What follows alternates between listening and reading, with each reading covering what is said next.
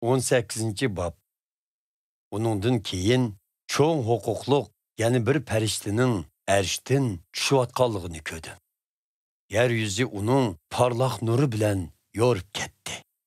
Farishta jarangliq ovoz bilan mundaq vaqirdi. Gumron bo'ldi. Kat shahar Bobil gumron bo'ldi.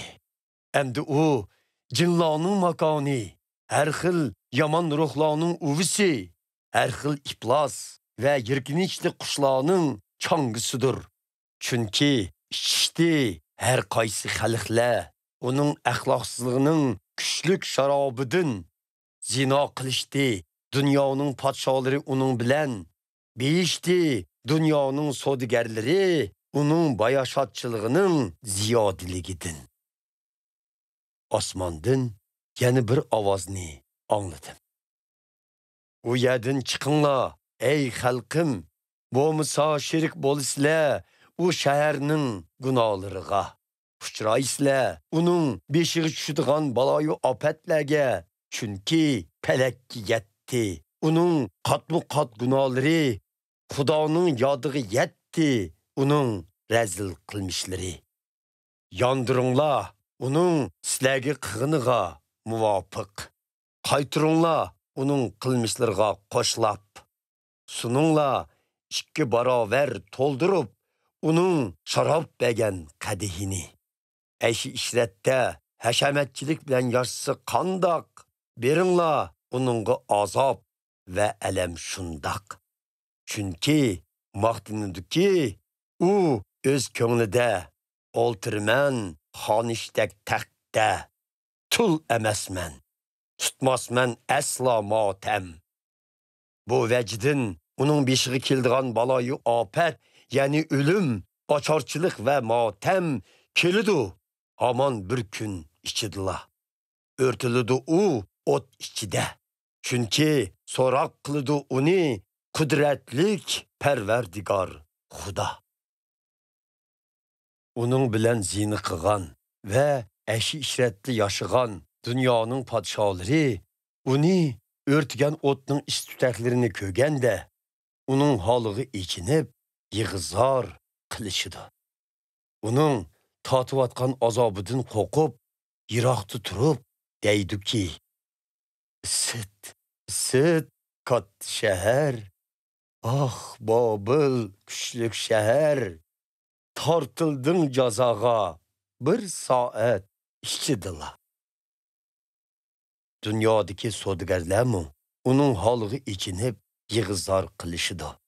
Chunki endi ularning mollarini, ya'ni oltin, kumush, qimmatbaholik tosh, unchi marvoyit, isil kandirraxt, so'sin tavardurdun, ipak, to'q qizil ranglik gazmal, har turli xushbo'y yog'ochlar, pilchi, eng esil yog'och, tuch, to'mir va marmarlardan ishlangan xilma-xil buyumlar, shuningdek guldarchin, dori darmak, isiriq, murmakki, mastak, sharob, zaytun yig'i, oq un, bug'doy, kala, qo'y, ot, harva va qullarini, ya'ni odamlarini setib oldigan kishi yo'qdir.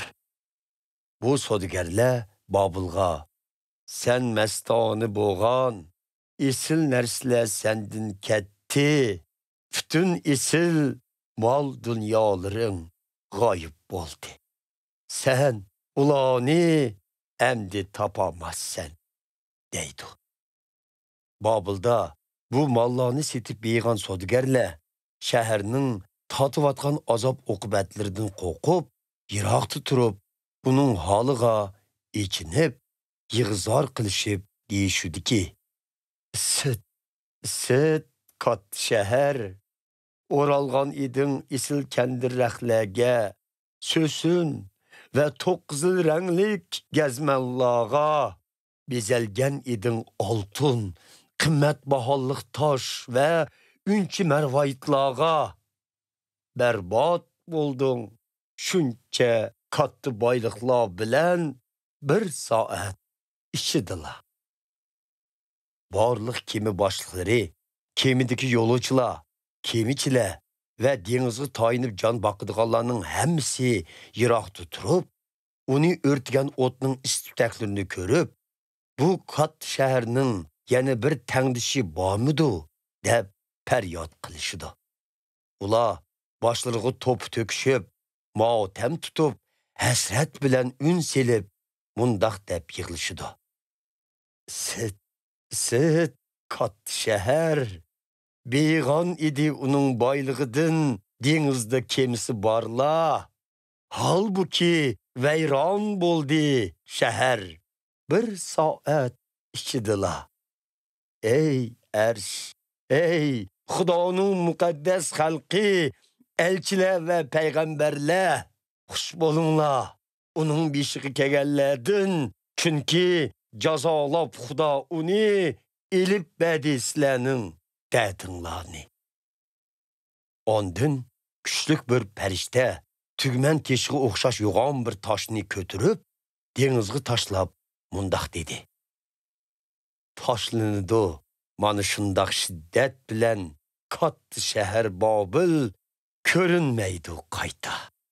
Endi anglanmaydi ovozi uningda, chil torchining, naqshichining, kanoychining, sunaychining.